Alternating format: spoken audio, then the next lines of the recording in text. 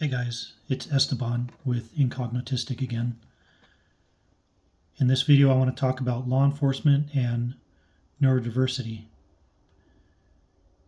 It's really funny because a lot of people ask me, how is it possible that I had a full career in law enforcement, having been autistic, having ADHD, and dyslexic throughout the whole time. And obviously those are things that you're born with, so they don't change. Your awareness of them can change, but you're who you are, even if you're not aware of it. So for me, in retrospect, having analyzed that question quite a bit, I found that there are several reasons why law enforcement was good for me as a career. The first was that there were patterns, and there were patterns that reemerged all the time that I could learn and realize, recognize, and use to effectively be a law enforcement officer. And the other interesting thing is that there were a lot of flowcharts. So there's a flowchart for just about everything that you would do as a law enforcement officer, whether it's a crime scene or dealing with a domestic violence situation, writing a ticket, or even going to eat. So for me, I love flowcharts. I love having pre-written and pre-calculated ways of handling different scenarios in life. The other reason is that you have examples of how to interact with people. You have your training officer when you get onto the field from the academy. They're there to guide you and show you how to interact and help you develop that character for you, which really what it was for me, is a character, which I developed from watching my training officers, other police officers, and even television shows of police officers like Dragnet and One Adam 12 and Andy Griffith. You might laugh and think that that's kind of ludicrous that a professional law enforcement officer would use that to create a character for themselves.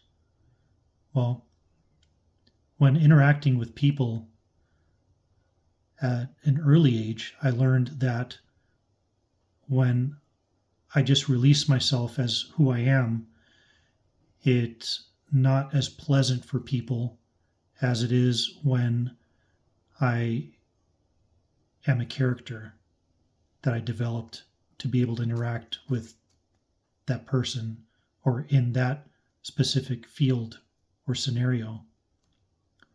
So yeah, I took little bits and chunks from all of the positive experiences that I saw in my training officers and fellow law enforcement officers, the things that worked best, the things that I saw on television, and melded them together into the character that I exhibited as a law enforcement officer.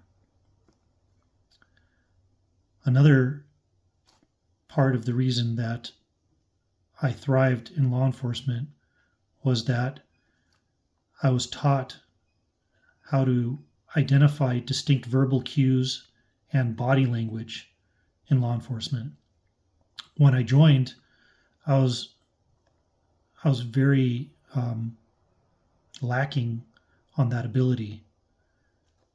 I was very naive, and it was sometimes difficult for me to figure out what people meant by what they were doing, how they were looking at me, how they were looking at other people, the tone of voice that they were using. I wasn't completely in the dark about it, but definitely not as good as your average neurotypical of 21 years of age. So through my training officers and other law enforcement officers, I learned what it means when somebody looks at you a certain way, or when they use a certain tone of voice, or when they take a specific action, and how to react to it and how to interact with it. Also, in law enforcement, there are so many different jobs inside that career that you can take, which means that you'll never be bored. Even just on patrol, it's like every radio call is a different TV channel, different reality that you get to visit and maybe even help somebody at their darkest time. A lot of people say that autistic people don't have empathy, and I disagree with that because I developed great empathy for a lot of the victims and even the suspects that I had to deal with. I had not walked in their shoes. I did not judge them. I had to do my job, but I always made sure that I treated everybody like a human being, like I want to be treated. And that really worked out. So the last thing I'll talk about is dopamine and adrenaline. As somebody with ADHD, dopamine and adrenaline are lacking in my physiology. And so when I acquire dopamine by doing police work, doing something risky, it allows me to focus better and function better, gives me a better working memory. So those are just a few things as to why law enforcement was good for me as a neurodivergent man. And I'll talk about other things at a different video. You guys take care.